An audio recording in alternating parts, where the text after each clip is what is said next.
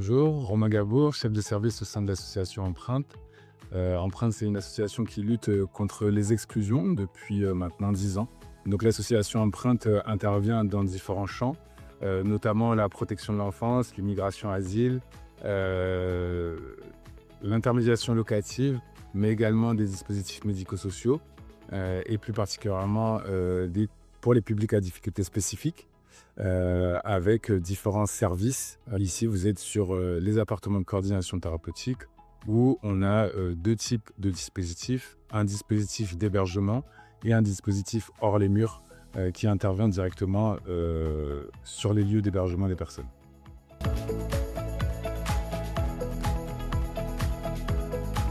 Donc c'est tout ce qui est dispositif accueil, hébergement, insertion.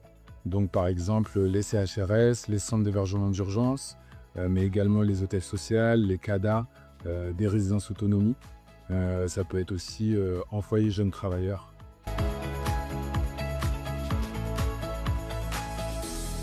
Et notre mission est d'assurer la coordination médicale et de pouvoir travailler sur tout ce qui est insertion sociale de la personne.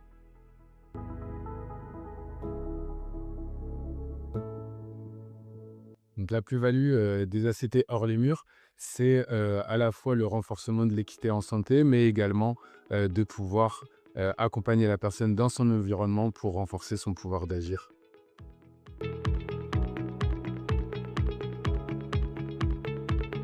Donc, notre secteur d'intervention, c'est sur l'ensemble du sud Seine-et-Marnais.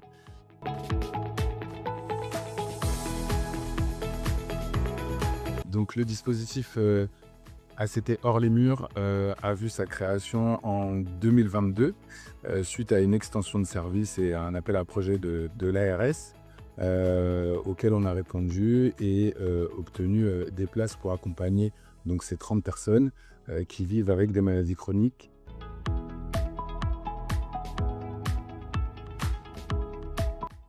Bonjour, je m'appelle Viatit Myriam, je suis apprentie éducatrice spécialisée sur le service ACT, hébergement et hors les murs. Je vais donc vous présenter la composition de notre équipe. Il y a une direction de territoire, un chef de service, une coordo, 3 travailleurs sociaux et une apprentie animatrice socioculturelle, 2 médecins, 3 infirmiers et une aide-soignante. Les intervenants extérieurs viennent compléter notre équipe, donc une sophrologue, une socio-esthétique, un coach sportif adapté et des bénévoles qui viennent animer nos ateliers.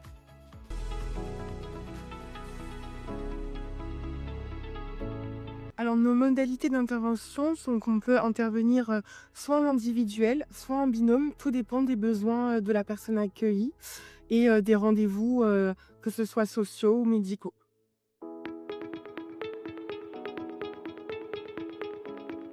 Je m'appelle Bernard Anizan, je suis infirmier au service d'appartement de coordination thérapeutique de l'association Empreinte. Donc on reçoit des patients qui ont des maladies chroniques, qui sont en situation de précarité. Nous accueillons des personnes de tous âges aussi, et quel que soit leur statut, quelle que soit leur nationalité, et qu'ils soient français, étrangers, en situation régulière ou pas, qu'ils aient une prise en charge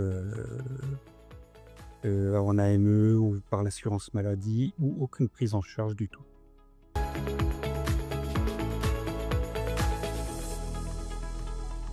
En fait, c'est toujours un travailleur social qui nous adresse les patients.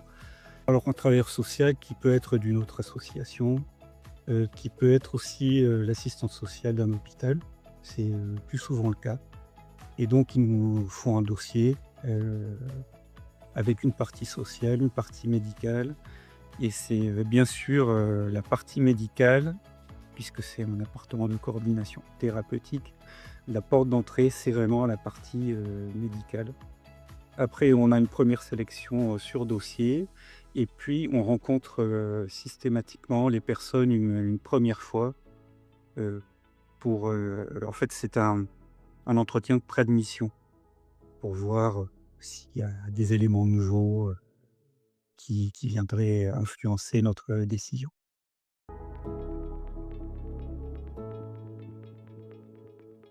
entre le moment où le travailleur social fait une demande d'admission en ACT et le moment où il y a un premier contact avec le patient, il faut compter facilement entre 3 et 6 semaines.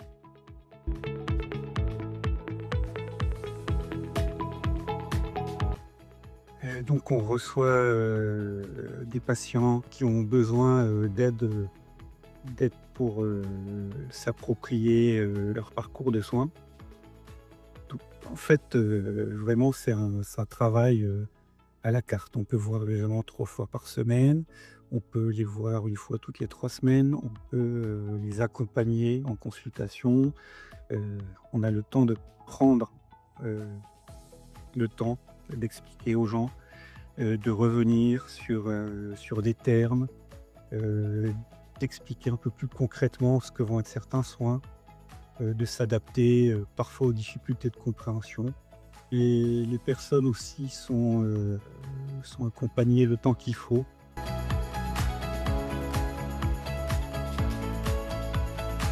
Dans le cadre de notre intervention, il est donc important de clarifier que notre accompagnement est temporaire, que nous intervenons pas dans l'urgence. Il est également important de mettre un point sur le fait que nos médecins ne sont pas prescripteurs.